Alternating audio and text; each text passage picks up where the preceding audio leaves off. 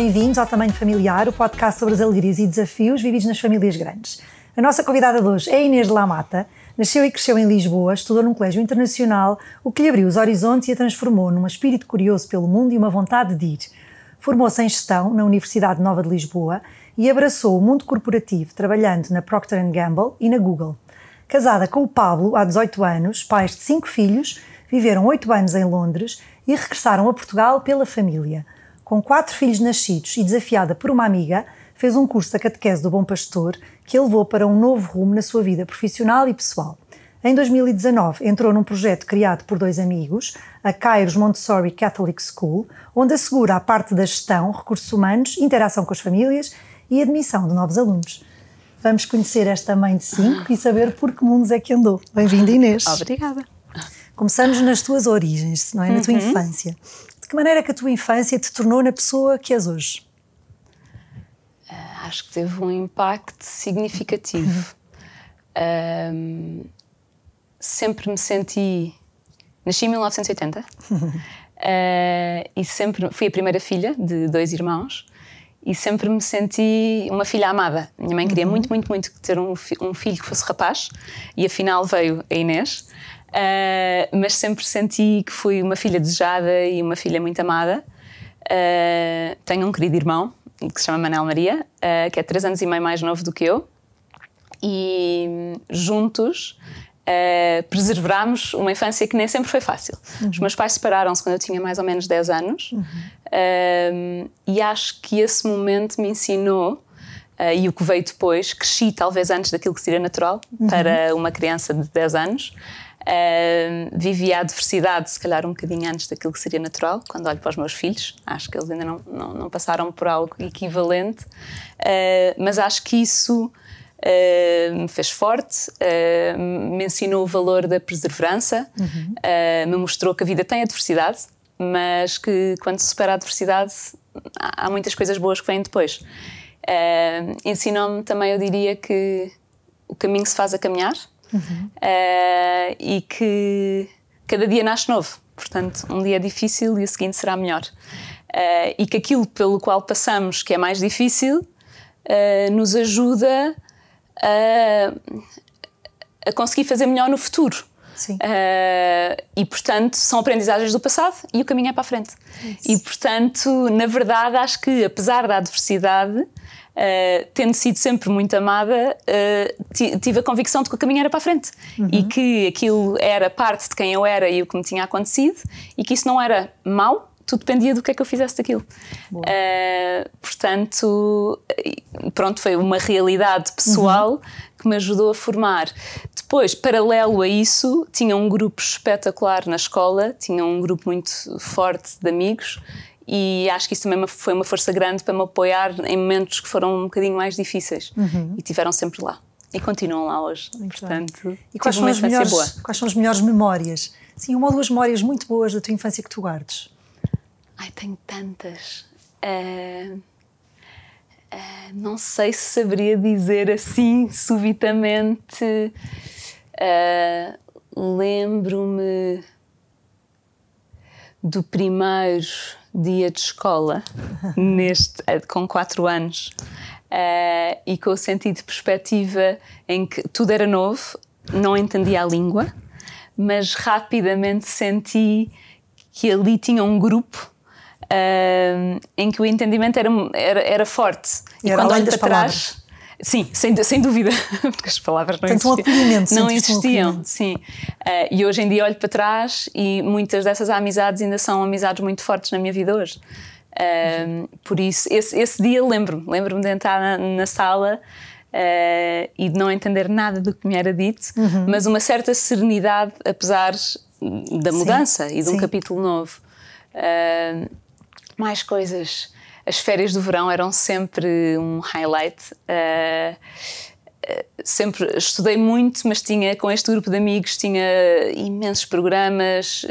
Lembro-me da adolescência com especial carinho, das nossas viagens, aventuras. Com 10 anos fomos todos para a Grécia, quando estávamos a estudar a Grécia Antiga.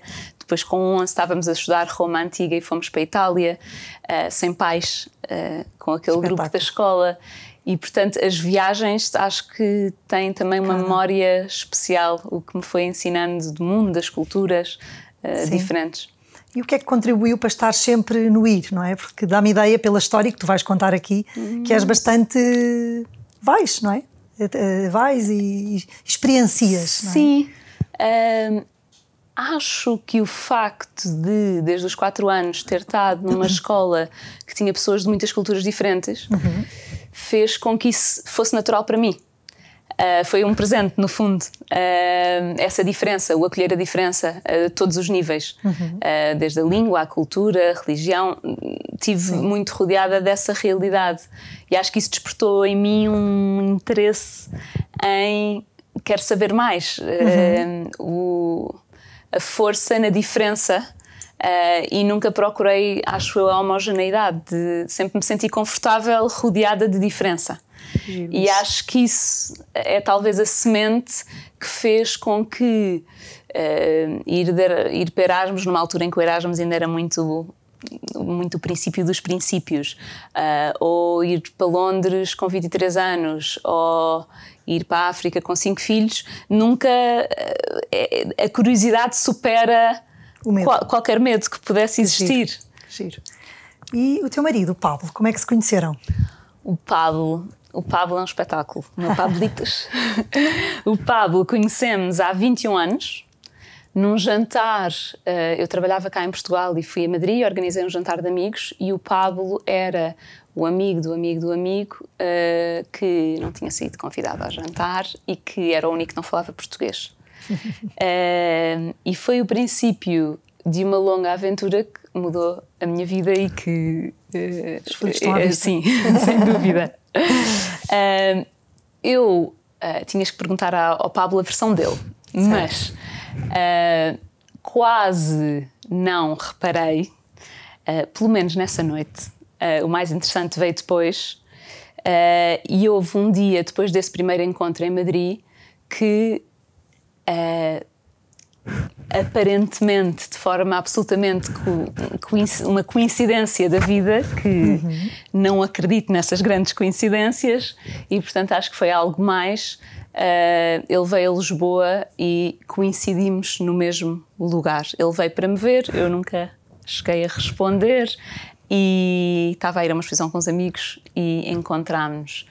E a partir daí, acho que isso foi o princípio de ele perceber que se calhar havia algo mais forte, e acabei por receber um dia uma longa carta que ainda tenho, manuscrita, muito bem escrita, em espanhol, que eu não falava na altura, e isso foi o que no fundo me fez acordar e dizer aqui há algo mais. E graças a essa carta, esse foi no fundo o momento de viragem. No início da vossa história, não é? Sim, e o que é que te apaixonou nele? Ou o que é que te apaixona? Não é? Tantas coisas. Que pergunta tão difícil, porque podes só dizer duas. Me apaixonei. Eu diria, tem uma curiosidade inata por... Nunca conheci alguém com tantas curiosidades em áreas tão diferentes da vida.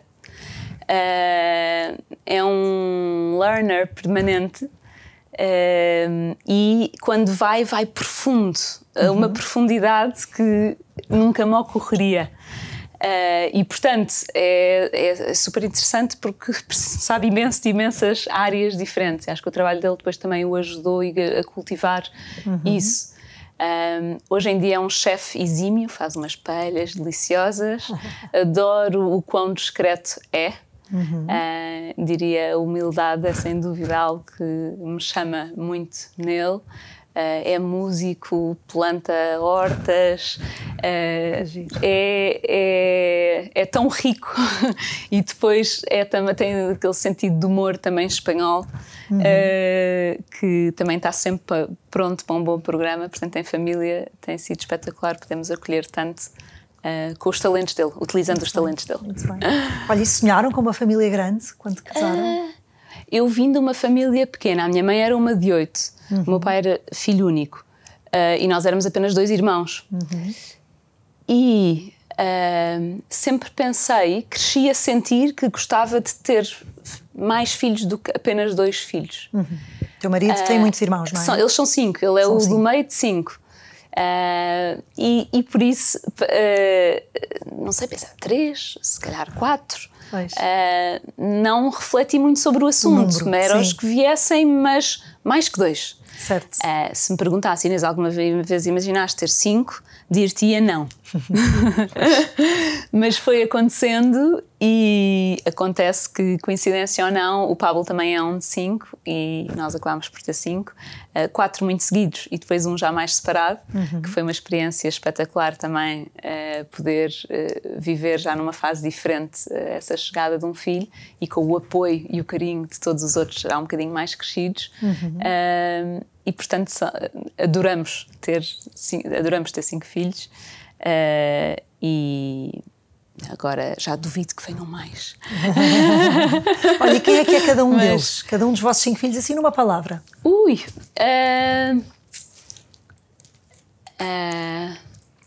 A mais velha, não é?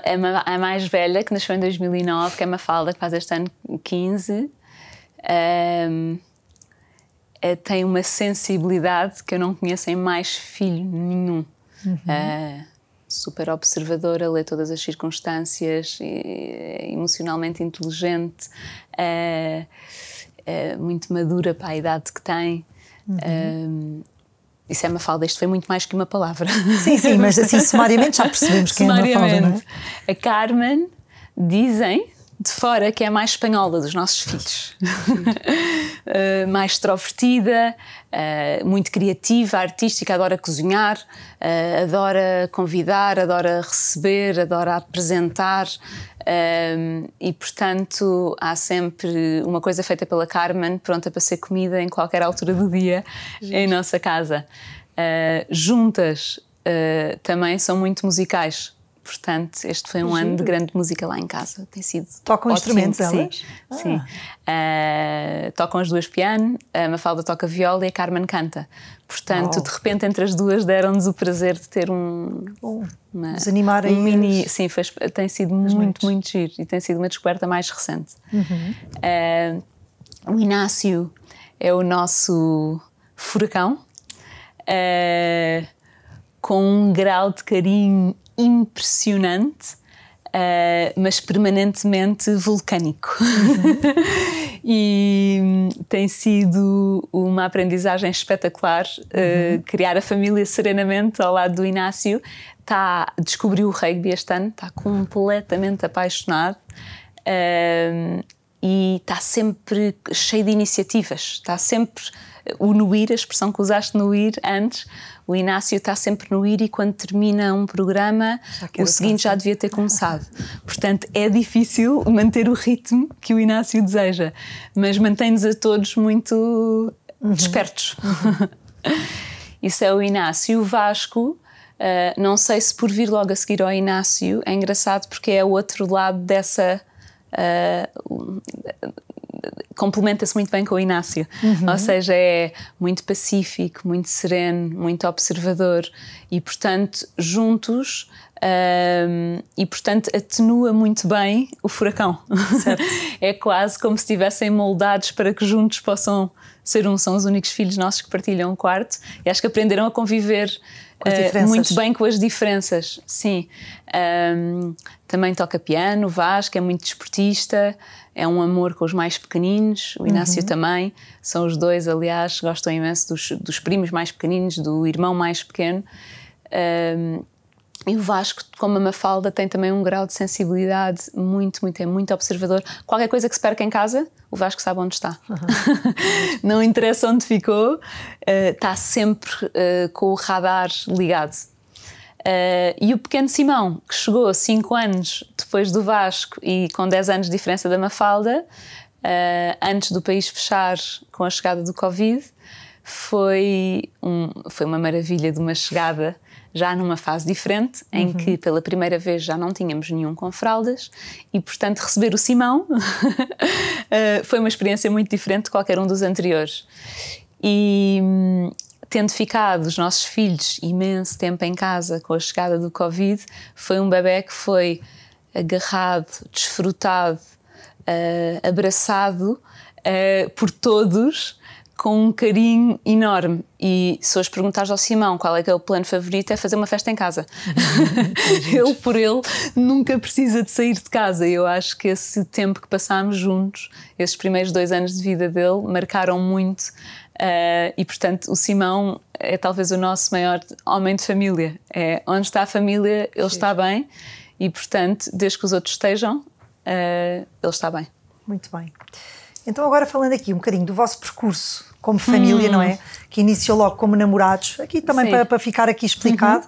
Portanto, vocês começaram em Inglaterra logo, não foi? Queres explicar como é que foi o vosso percurso? Sim, nós começámos, então houve esse encontro em Madrid. Sim. Foi em 2003. Após a chegada da carta, começámos a namorar e tivemos um ano à distância. Pablo em Madrid, eu em Lisboa. Não são cidades longínquas, ambos com 23 anos, programa giro. Encontrámos em vários sítios diferentes, vivemos um ano espetacular, mas ao fim do ano já apetecia poder estarmos na mesma cidade. E numa altura em que eu estava a tentar ir para Madrid, para poder aproximar, e quando digo tentar ir para Madrid era com a empresa com a qual trabalhava, tentar mudar-me para Madrid, o Pablo recebeu a oferta de ir para Londres. E que era a mudança que ele queria do ponto de vista de carreira dele. E disse, tens que ir? Ele disse, e tu? E eu não sei, logo verei, alguma solução se há de encontrar. E então o Pablo muda-se para Londres e 2 semanas mais tarde chego eu com as minhas malas prontas para uma nova vida, uma nova cidade, tendo conseguido transferir com a Procter & Gamble de Lisboa para Londres. Assim arrancámos a vida na mesma cidade, vá lá, e 2 anos mais tarde casámos.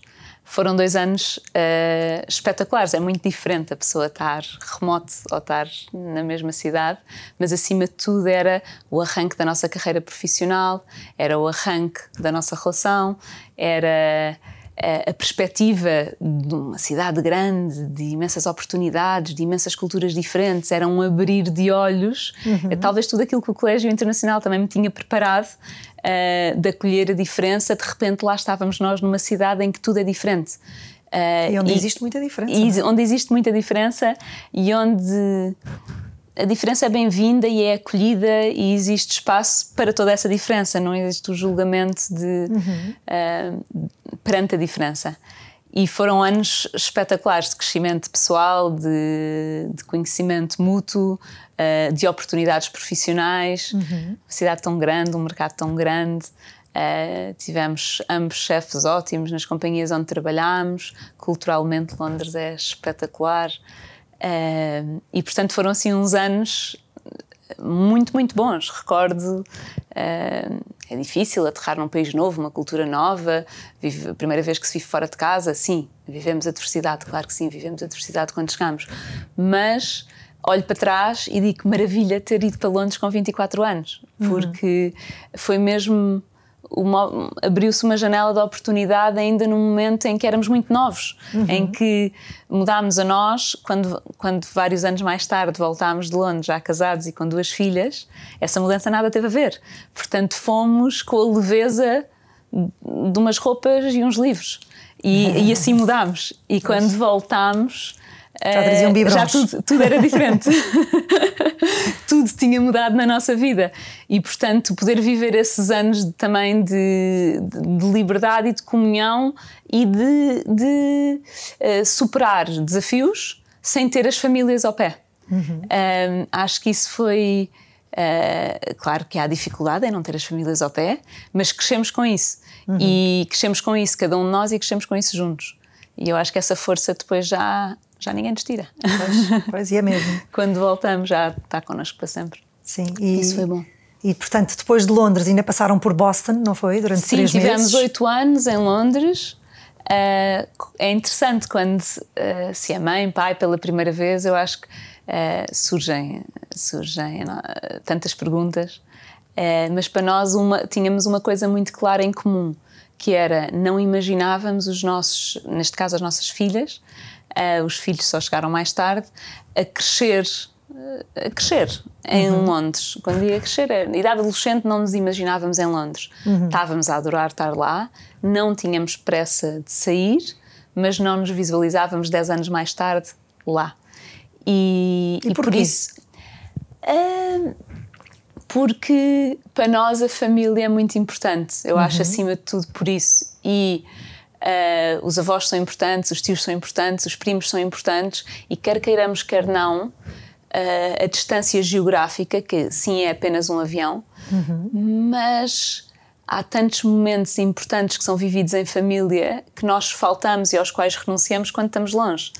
E portanto, não exatamente por ser Londres, mas por ser longe da família de cada um. Não por ser Londres, adorava. Londres deu-nos imensas coisas boas. Portanto, nada por ser Londres, só mesmo por o ponto gravitacional da família não estar lá. Claro. E por isso ficámos atentos do ponto de vista profissional a ver quando é que se abriria uma janela de oportunidade para podermos regressar àquilo que na altura chamávamos Ibéria. Porque era o diplomaticamente correto e ou para o país de um ou para o país do outro, claro. Não sabíamos se ia ser Espanha ou Portugal. Sabíamos que, profissionalmente falando, Espanha teria o vento mais a favor, havia mais oportunidades, era um mercado maior, mas também sabíamos que aqui a família portuguesa, eu sempre fui uma âncora importante da família e que, portanto, um regresso a Portugal, ainda por cima já pais de família, seria acolhido com um enorme agradecimento. E, portanto, tínhamos essa consciência. O Pablo foi generoso, muito generoso de aceitar, e então deixámos de chamar Ibéria e passámos a chamar Portugal. Abriu-se a oportunidade de que ele conseguisse transferir o trabalho dele de Londres e trabalhasse a partir de casa, o que na altura, em 2011, não era muito normal. E antes que alguém se arrependesse de ter aberto essa janela de oportunidade, decidimos aproveitar e, portanto, reorganizámos a nossa vida para voltar para Portugal, passando antes por Boston, esse verão que recordo como uma experiência espetacular. Tinha 2 filhas com menos de 2 anos, o Pablo ia trabalhar, o fundo para o qual ele trabalhava estava baseado em Boston, por isso é que nós fomos para Boston antes de fazer uma mudança que geograficamente era estranha na companhia dele, que era, não havia um escritório em Portugal, e portanto ele no fundo foi-se apresentar para podermos vir com maior convicção. Sim. E recebi um calor enorme de Boston, das pessoas de Boston. É uma sensação de uma cidade muito europeia. Não viajei muito pelos Estados Unidos na minha vida, mas achei Boston a cidade mais europeia de todas onde já estive. Talvez por ter uma filha pendurada ao peito e a outra no carrinho, toda a gente metia conversa. E portanto foi uma experiência. Andei Boston de les a les, não sei quantos quilómetros fiz nos meses que lá tivemos, mas depois com essa experiência, no fundo também era o fechar de um capítulo que tinha sido muito feliz, bom e importante para a nossa família, e o sonhar um capítulo novo que não sabíamos bem como é que ia ser, mas sabíamos que voltávamos pelas razões que para nós eram certas. E, portanto, acho que marcou também um momento em que a prioridade de trabalho versus família ficou claro. Em que, no fundo, dissemos, já temos 2 filhas, gostaríamos de ter mais, achamos muito importante que cresçam perto da família e, portanto, o trabalho tem o seu lugar, com certeza, tanto para mim como para o Pablo, mas chegou aqui o momento de pormos a família um bocadinho em primeiro lugar. Sim. E eu acho que as peças do puzzle demoram o seu tempo a encaixar, porque tinham sido 10 anos profissionalmente intensos para cada um de nós e, portanto, encontrar o novo equilíbrio em que a família vem primeiro vai acontecendo, não é de um dia para o outro. E em Portugal estabelecemos a nossa nova base. Muito bem. Familiarmente, como é que é viver em Londres? Familiarmente, em termos de família? Para famílias? Sim, para famílias. Eu achei... Nós voltámos quando elas eram pequeninas, portanto, não tenho uma opinião direta sobre quando eles começam a crescer. Sim, mais bebés, se calhar, que é a tua experiência. Mas achei... eu adorei. Adorei porque senti, por várias razões, senti que havia um respeito enorme por maternity, por o dar à luz, o ser mãe. E que isso era muito respeitado, tanto na sociedade como também nas empresas. Portanto, para começar, os maternity leaves era muito normal serem de 1 ano. Era as licenças de maternidade, sim, mais longas, não é? Bem mais longas. Essa possibilidade de poder estar... realmente aquele momento nunca mais vai acontecer outra vez. Com aquele filho nunca mais vai acontecer outra vez. E, portanto, a pessoa poder entregar-se a saber que aquilo é a missão do próximo ano é um presente. Mais uma vez, já ninguém nos tira. Uma vez vivida essa experiência, aliás, uma vez vivida essa experiência, a pessoa quer que depois seja sempre assim. Se alguém me dissesse, agora só podes ficar 3 meses, eu ficava, não, isso assim não vai dar, ou conheço uma forma melhor. Portanto, acho que era muito, muito, muito o ter filhos, o voltar para um trabalho interessante depois de ter tido filhos, a flexibilidade laboral de voltar a part-time depois de ter tido filhos, o poder dar de mamar discretamente pela cidade fora, era tão natural, tudo era tão natural e tudo era valorizado que até parecia fácil, mesmo sem ajuda e sem a família. Há imensos parques, fazem uma vida, faça chuva, faça sol, a pessoa está fora de casa. E, portanto, eu lembro-me, houve alturas em que nevou e falava para Portugal e dizia, mas está a nevar e sais com uma falda? Disse, claro, ela está, quem me dera que alguém me empurrasse assim num carrinho de bebê, toda quentinha, não é? Toda quentinha. Sim. Por isso, acho que a pessoa aprende a viver a cidade com o espírito que os ingleses a acolhem. Está sol, maravilha, está sol. Está chuva, pronto, mais um dia de chuva, sai-se à mesma. E, portanto, gostei muito, especialmente, o poder ter esse privilégio de estar aquele ano. E de poder começar a vida de mãe, no fundo, num sítio que acolhia tanto as mães. Nós, por exemplo, quando fiquei à espera do bebê, havia um charity em Inglaterra em que a pessoa se registava para um curso de pré-natal, porque lá as gravidezes são todas partes naturais e, portanto, a mãe tem que se preparar e o pai também tem um papel a desempenhar muito importante. E, portanto, registrei-me para um desses cursos e juntaram-me com 8 outras mães que estavam grávidas na mesma altura do que eu, que viviam no mesmo bairro que nós e que no espaço de 4 semanas os nossos 9 bebés iam nascer. Que giro. E isso passou a ser a nossa estrutura, tudo muito estrangeiros que não tinham famílias em Londres, e essa passou a ser a nossa família no nosso bairro. Pois, na realidade que estavam todos a viver a mesma. E todos eram pais pela primeira vez. E foi espetacular porque tirávamos fotografias quando nos encontrávamos e de repente passámos de 9 barrigões para 9 crianças sentadas num sofá. E essa estrutura de apoio, depois, como os maternity leaves eram cumpridos durante esse ano, encontrávamos todas as quartas-feiras, as dúvidas que tínhamos e, portanto, foi uma outra família. Pois. E essas ajudas existiam, estavam muito bem estudadas, implementadas, estavam acessíveis a toda a gente. Portanto, nesse sentido foi fácil ser mãe pela primeira vez em Londres, apesar de estar longe da família. Boa, gira esta experiência. Olha, o teu marido é espanhol, tu és portuguesa, sim, não é? Que tradições portuguesas e espanholas é que escolheram passar para a vossa família, para os vossos filhos? Que pergunta tão gira. Muitas vezes nos perguntam se culturalmente os espanhóis e os portugueses, se notamos muitas diferenças depois na vivência dentro das famílias. E a verdade é que notamos muitas coisas muito parecidas, ou seja, notamos mais coisas em comum do que diferentes, sem dúvida. Talvez com um certo fado no lado português e umas sevilhanas no lado espanhol. Portanto, e o Pablo comenta muito isso, de porque é que será este tom mais pesado, mais triste, mais melancólico, talvez mais fechado. Ele diz sempre, é mais difícil penetrar. E os espanhóis, com aquela alegria, aquele salero. Sim, é? Há pessoas que dizem, temos uns filhos que são mais espanhóis e outros que são mais portugueses. Sim, e, pronto, sim. É simplificar. Mas Na verdade, há mais coisas que nos unem, eu diria. Tendo agora 18 anos mais tarde, 18 anos casada, há muito mais coisas parecidas do que diferentes. Em termos de tradições, eu diria, havia uma tradição espetacular que eu nunca tinha visto, mas se calhar há outras famílias cá que a têm, que era, na família do Pablo, além do Natal, da Páscoa serem naturalmente momentos importantes, havia um momento que eu nunca tinha celebrado daquela maneira e que para eles era quase o highlight, o pico do ano, que era a noite de 31 de dezembro,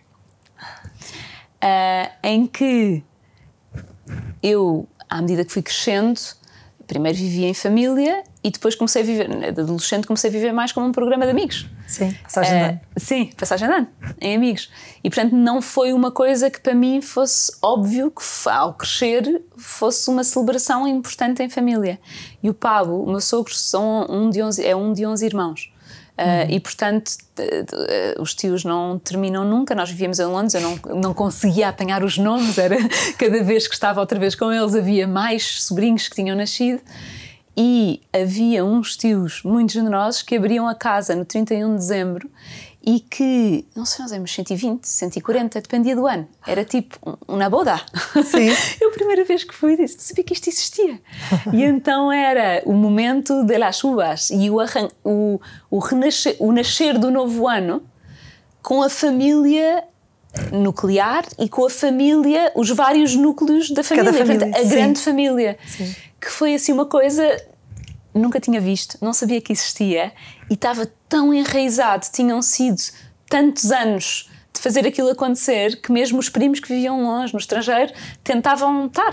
Era realmente um momento muito especial. Para nós, vivendo fora, era uma oportunidade única de ver todos juntos. Portanto, durante muitos anos viajámos para poder estar no 31 de dezembro e depois o Dia de Reis, que é espetacular, é difícil. Os meus sogros vivem na Castelhana e há um desfile enorme pela Castelhana fora, e a chegada dos Reis Magos é difícil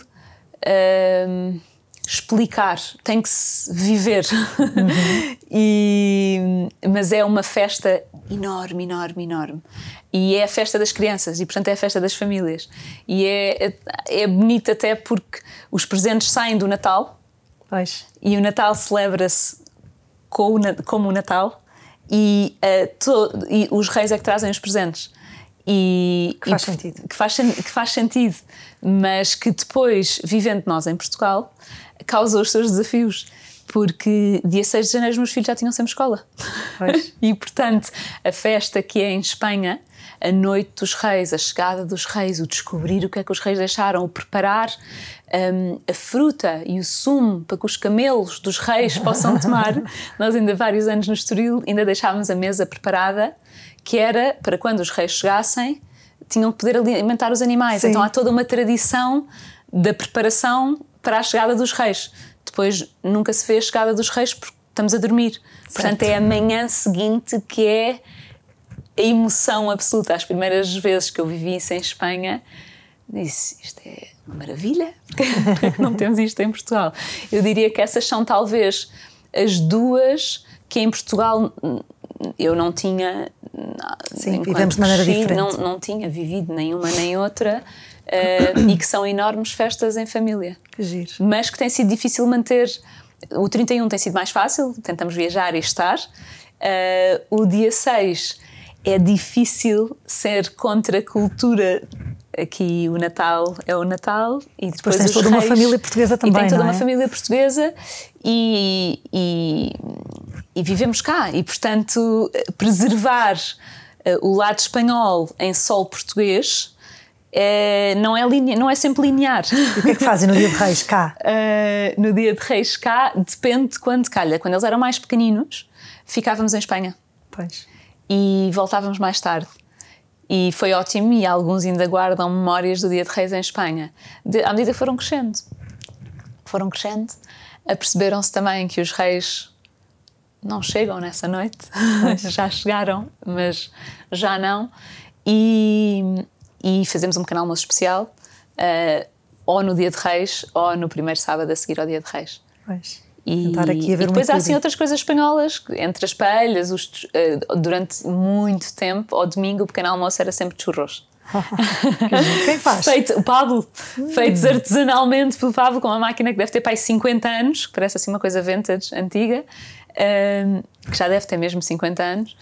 E portanto ele tem sido muito bom a tentar preservar isso, e acho que não só por isso, mas também os nossos filhos aterram em Espanha e são completamente espanhóis. Não se ouve mais uma palavra de português, de inglês, desaparecem com os primos, nunca lá viveram, nunca foi a base da nossa família, mas têm tanta família lá. E vão lá muitas vezes, não é? Que é uma coisa muito gira. Tentamos, é o equilíbrio. Sim. Entre viver aqui rodeados da família portuguesa e depois, sempre que há férias, tentar escapar para cultivar isso, para que eles cresçam com o lado espanhol, com os primos espanhóis, com essa grande Sim. família também. E penso que está a funcionar, porque ultimamente até tem sido difícil, porque quando voltamos de Espanha, por que não vivimos aqui? Ai, que giro. E apertou-se-me o coração, mas começam a perguntar, porque percebem... também as razões, não é? Percebem as razões, também acima de tudo experimentam uma Espanha sempre de férias. Pois. Portanto, também lhes digo, meninos, só o que é bom. Percebo-vos, mas a vida de quem vive em Madrid não é sempre como vocês a experimentam. Porque, pronto, claro. Eles experimentam as celebrações uma em vida família, diária, as férias. Claro. Olha, que conselhos é que podias dar a outras mães que possam ter receio em iniciar uma família fora de Portugal, em qualquer parte, com a tua experiência? Eu diria, just do it. Não tem? Porque se há alguma coisa, quando olho para trás, deu imensa força ao nosso matrimónio. O começar cedo lá fora, por várias razões, digo go for it, por várias razões. A nível pessoal, acho que em qualquer momento vital de poder ter uma experiência fora obriga a um crescimento enorme. E sim, há outros momentos vitais que nos põem em circunstâncias em que crescemos, mas o ter que habituar-nos a uma nova cultura, a uma nova língua, a um novo modus operandi, a respeitar a diferença, a encontrar serenidade neste novo lugar, a viver longe da família, a não ter essa rede que é tão importante. Pois é. E que é tão importante nos momentos bons, mas é tão importante nos momentos difíceis. E viver os momentos difíceis lá fora sem ter essa rede faz-nos crescer imenso. E como eu relativizar, dizia, se calhar. Eu diria. Algumas coisas. Sim, relativizar e valorizar. Eu acho que às vezes só conseguimos apreciar o bom que temos à nossa volta, a distância, o sentido de perspectiva, ajuda muito e, portanto, eu soube valorizar muito mais aquilo que tinha em Portugal, estando longe de Portugal. Claro, é sempre assim. Do que estando aqui, claro. Que acabamos por, se calhar, não ter essa objetividade. É? Sim.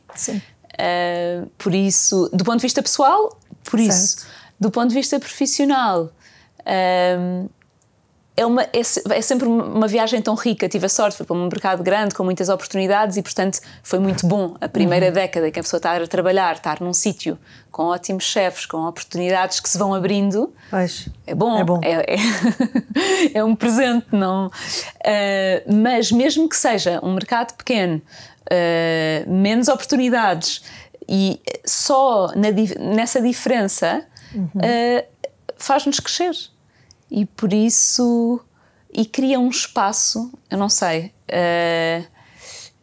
sinto um equilíbrio muito bom aqui na minha família de o nosso espaço família nuclear e o espaço avós, tios, sim. Etc. Mas nem sempre é assim. Às vezes há famílias em que é difícil criar-se o núcleo da família, sim. Porque o resto... Conseguir existir sem ser sempre em comunidade. Sem ser sempre em comunidade. O que estás a dizer. E eu acho que isso é importante. O começar fora produz isso. E uma vez que já se aprendeu a viver com isso, quando voltamos, já voltamos com isso.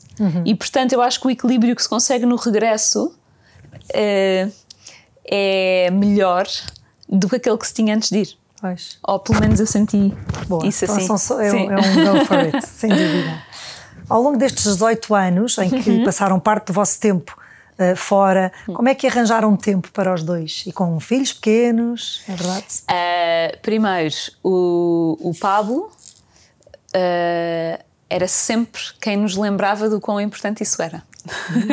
Portanto, mais uma qualidade do Pablo. Sim, isso foi espetacular. Eu acho, não sei se é mulheres sempre em movimento, muitos afazeres, e às vezes isso não estava sempre ali sim. em cima. E ele sempre fez questão disso. E durante muitos anos, quase, eu diria 8, 9 anos, quando voltámos de Londres e tínhamos as miúdas pequeninas, fizemos uma coisa que nos ajudou imenso, que era todos os sábados íamos almoçar os dois, sem mais ninguém, nenhum bebê, nenhum amigo, só nós os dois. E foram tão importantes. Íamos sempre ao mesmo sítio, a mesa já estava reservada, não era preciso telefonar, tratavam-nos sempre bem, e foi, não sei se balão de oxigênio é a expressão certa, mas foi tão importante porque entre fraldas, mudanças geográficas, obras em casas, carreiras profissionais e tudo o resto, foi um tempo que era só nosso, para falar daquilo que era importante para nós, versus as logísticas do dia-a-dia, que podem invadir muito. Pois. E até nascer o nosso 5º filho, essa mesa nesse restaurante existiu sempre cada sábado. Boa! E portanto para nós isso foi muito importante. De vez em quando também nos escapávamos assim para um fim de semana fora, e esse era sempre acolhido de braços abertos, mas eu diria que sábado em sábado foi aquilo que nos deu a regularidade de saber que tínhamos sempre aquele tempo que para... não é? Tão importante. Agora os miúdos já cresceram um bocadinho mais e é mais fácil termos esses momentos sem ter sempre um bebê ao colo. Sim. Aliás, já não temos bebés agora. Sim. Olha, e como é que chegas a todos os teus filhos de uma forma individual? Não sei se chego. Tento. Pois posso perguntar, chegas? Tento. E tem sido um caminho também de muitas aprendizagens, porque quanto mais filhos temos, mais óbvio fica que cada um é mesmo diferente. A pessoa pensa, mesma mãe, mesmo pai, mesmos valores, como é que é possível? Mas genética, momento vital em que cada filho nasce, o primeiro é o primeiro e tem a nossa atenção não dividida de ambos os pais, e isso nunca mais acontece. Portanto, o momento vital em que cada um chega, acho que também impacta bastante. E diria que a partir do 3º foi o momento, acho que não pensei muito sobre esse assunto até nascer o 3º. Sobrevivi aqueles primeiros anos, e acho que o 3º que era tão diferente da segunda, que era tão diferente da primeira, foi o momento de espera. O que funcionou com os outros não está a dar nenhum resultado aqui. Portanto, foi esse abrir de olhos de é preciso algo diferente. O que é que tentamos fazer? Primeiro, ter tempo para passar tempo com eles. Para a madrinha do meu marido, que teve 6 filhos, e dizia-lhe sempre, eu adoro estar, preciso de cheirar o ar, preciso de lanchar com eles e perceber o que é dito, o que não é dito, o sorriso ou a tristeza com que voltam do dia de aulas, o encontro ou o desencontro que encontraram na escola, e para isso é preciso tempo. E o gostar de priorizar isso, o gostar e o poder, dar prioridade a que o nosso tempo, que é finito e valioso, vai ser investido para a construção da família e para o conhecimento de cada um e para o encontro com cada um. E por isso, esse foi um momento de alerta de interessante, se calhar deveria tentar respirar o ar. E quando estava a trabalhar na Procter & Gamble ou mais tarde na Google e chegava a casa para jantar, questionei-me de será que estou a organizar a minha vida de um modo que me permita respirar esse ar e perceber as texturas e estar lá no momento em que esse encontro é mais relevante. E acho que esse desejo de encontrar cada um me ajudou a mais tarde tomar a decisão de largar aquilo que tinha sido a carreira profissional de quase 20 anos para ter a família, dar prioridade à família e ao encontro com cada um. Porque é mesmo preciso tempo. E, portanto, se estamos num 9 às 5, 9 às 6, 9 às 7, acho que é difícil chegar lá. Hoje em dia, é mais através das paixões de cada um, diria. Já são mais crescidos, este ano já fazem 15, 13, 11, 9 e 4. E, portanto, já são pessoas formadas com paixões por exemplo, do rugby. Agora também jogo rugby. Não é? Agora também jogo rugby. Não sei atirar bem, mas o meu filho é um bom coach e ele continua a tentar. Já sabes fazer mãos de hambúrguer?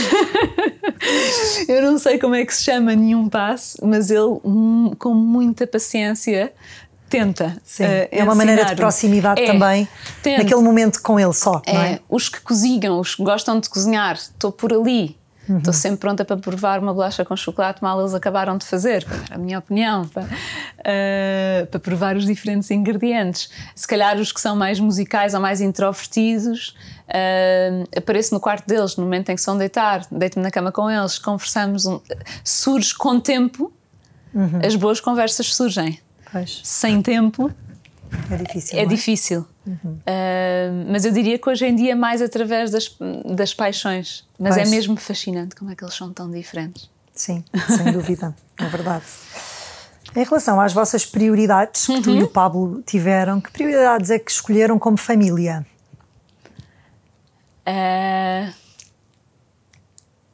Fomos escolhendo. Primeiro, fomos escolhendo. Sim. Eu acho que tem sido uma viagem. Sim. E é uma aventura por isso também. Porque vamos escolhendo. Eu diria que quando o Pablo aceita ir para Londres e eu escolho segui-lo, nesse momento privilegiamos o poder estar geograficamente juntos, mas num momento em que a carreira era uma parte importante de cada uma das nossas vidas. E eu diria que entre os 24 e os 30 e poucos a carreira teve um peso grande. Há um momento vital próximo dos 30, quando já estamos há vários anos em Londres, em que o Pablo perde o irmão mais velho, que era uma pessoa extraordinária e que deixou um legado incrível e que para nós como família foi um momento de tristeza, ao mesmo tempo de enorme alegria por o que a vida dele nos tinha ensinado, e que no fundo foi um momento de convite a um dia estamos cá e o dia seguinte podemos não estar.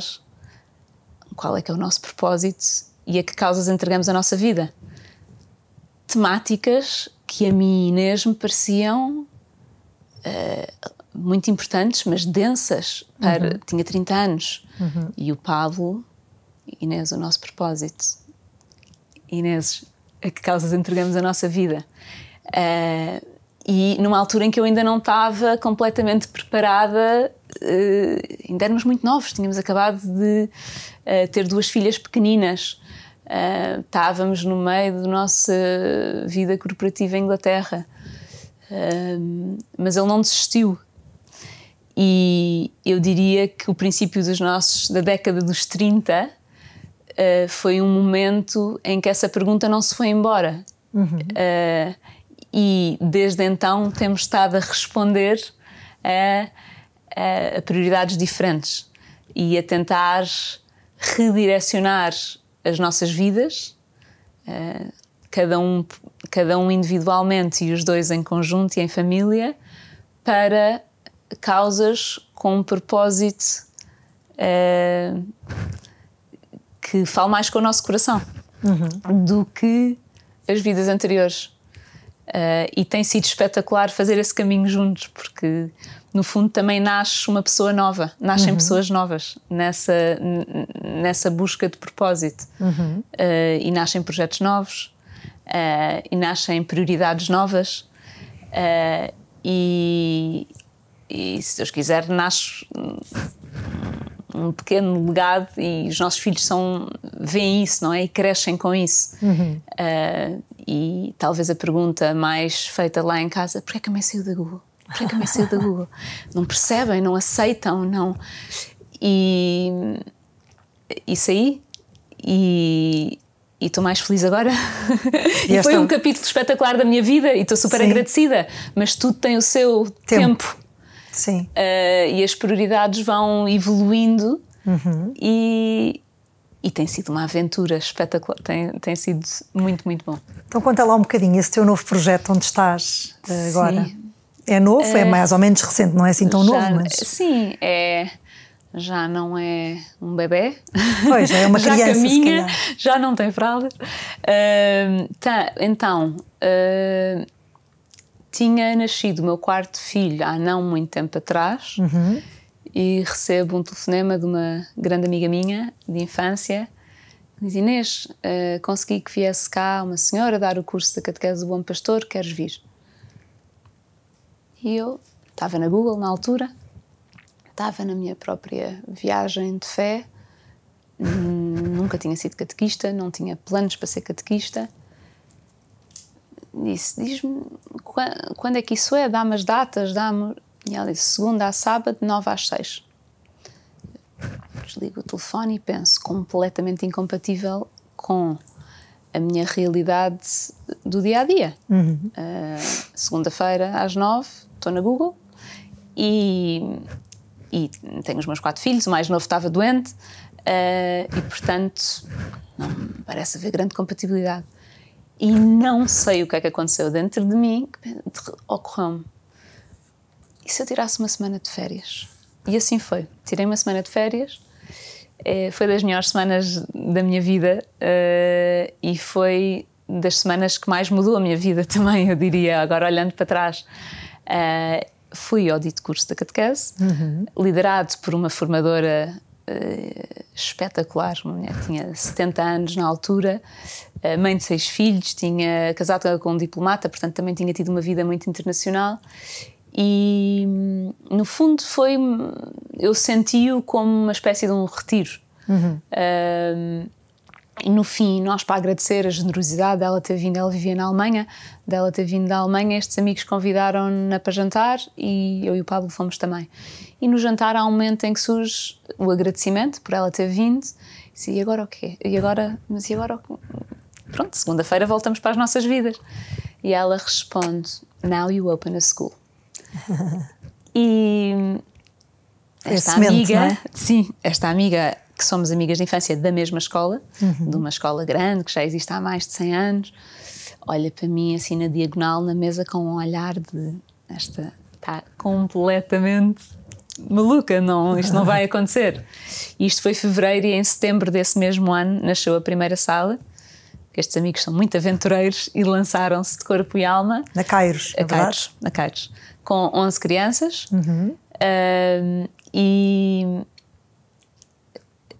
nasceu dessa semente, e desse comentário fez-se nesse jantar, e de um salto enorme de fé para um vazio, com a responsabilidade destas primeiras 11 crianças que se uniram ao projeto. Em 2017, não é? Sim, em 2017.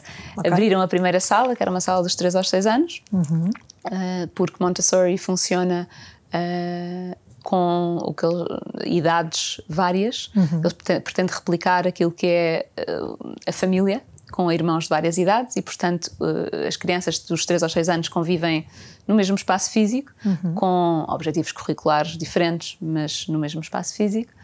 E assim nasceu a primeira sala em 2017. E desde então tem sido uma viagem impressionante. Falando de propósito, acho que superou qualquer desejo de propósito, porque um projeto educativo, formar seres humanos no mundo em que vivemos hoje, com os desafios de hoje, tem sido espetacular ter essa oportunidade, mesmo olhar para cada criança com os seus dons e dizer como é que desenvolvemos este ser humano para ser um adulto bem formado no seu todo, academicamente, espiritualmente, socialmente, emocionalmente, para ser um contributor à sociedade.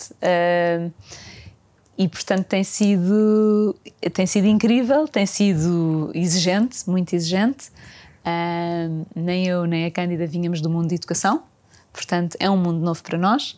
Mas... Onde vocês também têm investido, não é, na vossa formação. Sim, claro. Nós temos investido na nossa formação, mas também foi fascinante ver que a minha sensação foi quase que os últimos 20 anos em que aparentemente estava a fazer coisas muito diferentes no mundo corporativo, no fundo me estavam a preparar para tudo o que eu ia ser confrontada no Cairo. E na altura em que eu saí da Google, o Pablo perguntou-me: Inês, mas o que é que tu gostas mais de fazer? Qual é que é a parte de ti que se sente triste por deixar o mundo corporativo? Tenta trabalhar isso, tenta identificar isso, tenta... Essa pergunta é gira. Qual é a parte de ti que se sente? Sim, porque giro. Eu acho que a pessoa pode ter a convicção de quer um maior propósito e, portanto, isso está claro, mas havia uma certa tristeza em mim. Sim. Porque é o fecho de um capítulo no qual eu fui muito feliz. E foi difícil, tive semanas e meses muito difíceis, e lá dizia-me: mas tenta pensar o que é que estás com medo de largar. E então, era o quê? E o que é que gostaste de fazer, porque se calhar essas paixões vais encontrá-las num projeto com um propósito completamente diferente. E eu acho que o mundo corporativo nos forma muito para olharmos muito também para nós próprios e para o que nós estamos a construir. E para quando eu fazia o meu Work and Development Plan no fim do ano, não é? O que é que a Inês atingiu? O que é que a equipa da Inês atingiu? Quanto é que a Inês conseguiu crescer o negócio? O que é que a equipa da Inês conseguiu? E, portanto...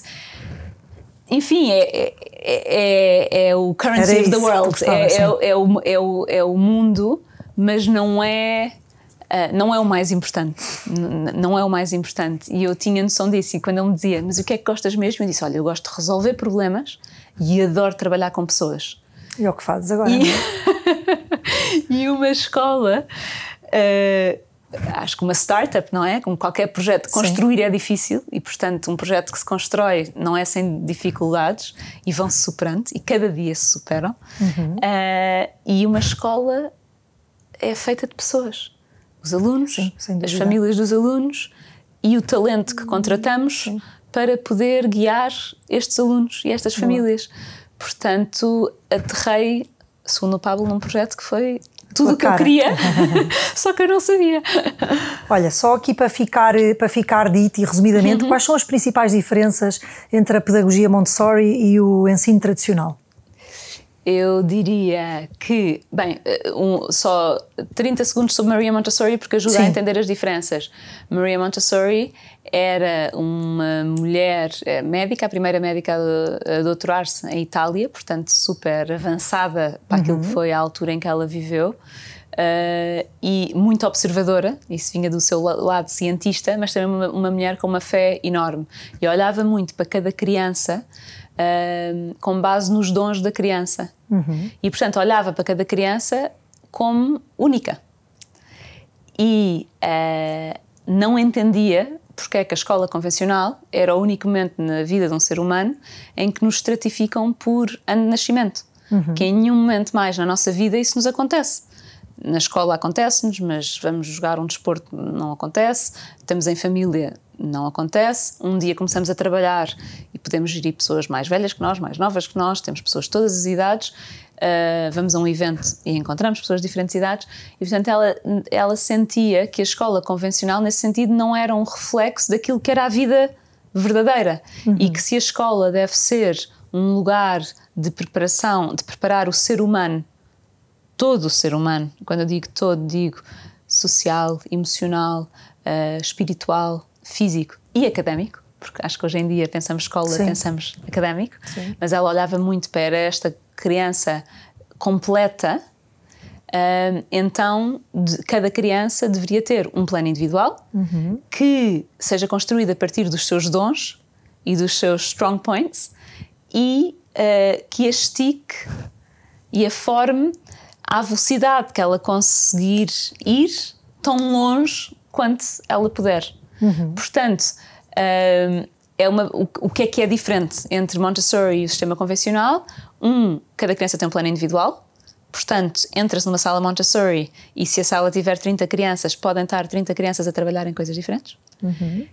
Para que isso seja possível, porque para quem nunca viu, soa um bocadinho hippie como é que isso é possível, é preciso ter 2 elementos, um prepared guide e prepared environment. Portanto, o espaço físico está todo preparado para que a criança possa ter vários trabalhos e possa exercê-los de forma autónoma e os adultos que gerem a sala estudaram a pedagogia Montessori e são seres humanos eles próprios muito completos que podem ser bons modelos, bons exemplos para as crianças que estão na sala e ajudá-las a chegar ao seu potencial, mas cada um construindo a partir dos seus pontos fortes. Muito bem.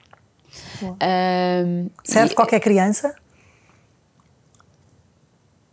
Até agora, da nossa experiência, eu diria que sim. Convida a que a criança seja muito autónoma e que tenha uma curiosidade inata por aprender e que siga as suas paixões, ou seja, abre caminho para que a criança encontre uma temática que lhe interessa e pode aprofundar, e é dado esse espaço para que possa aprofundar, independentemente de mais ninguém na sala estar interessado naquilo. E portanto, essa criança autónoma e independente depois navega com essas qualidades pela sociedade um dia. Uma criança que não nos chega com 3 anos, que chega com 10, com 12, em que na vida em família e no sistema convencional não lhe tenha sido dado o espaço para ter essa autonomia e essa liberdade, pode aterrar e sentir-se um bocado nua, de não sei bem o que fazer com esta liberdade. Quero que me digam, se estamos em geografia, qual é que é a página? 46? Portanto, até agora tem servido todos. Uma transição mais tardia, se a criança não for muito autónoma, pode ser mais difícil. Boa. Mas Muito temos bem. tido imensas transições boas mesmo, 10, 11, 12, 13. Boa. Quem quiser saber mais, pode ir à página ou falar com a Inês. Sim. Não é? Boa, então vamos para as 3 perguntas conclusivas. São perguntas assim de resposta rápida. Ok. Onde te vês daqui a 10 anos, quer na tua vida profissional, quer na pessoal? Que se interligam muito, eu acho, não é? Sim, hoje em dia, sim, cada vez mais. Se essa pergunta me tivesse sido feita há 10 anos atrás, eu responderia e a resposta estaria completamente errada, olhando para trás. Portanto, se há algo que os últimos 7, 8 anos me ensinaram, é que I have no idea. Muito bem, é uma resposta válida. E que, portanto, agora com toda a humildade de I have no idea. Muito bem. O que é que a família que construíste te trouxe? Tantas coisas, mas acima de tudo acho que a pessoa que sou hoje e tudo se faz. Eu acho que nunca fui complicada de feitio e sempre estive no ir, mas há poucos problemas que são realmente grandes. E portanto, quando são vários filhos, são todos diferentes, há 70 solicitações, não convergem, ainda por cima o Diego não correu bem, acho que me ensinou acima de tudo uma leveza. Tudo se faz, paciência. Acho que me ensinou isso, sim. E uma palavra que define a tua família? Assim, como sai mais espontaneamente é a mais ibérica. A mais ibérica. A mais ibérica? A mais ibérica. Boa. Muito bem, está ótimo, está perfeito. Profundamente ibérica. Inês, obrigada. Gostei imenso desta nossa conversa. E no próximo episódio teremos mais uma família inspiradora.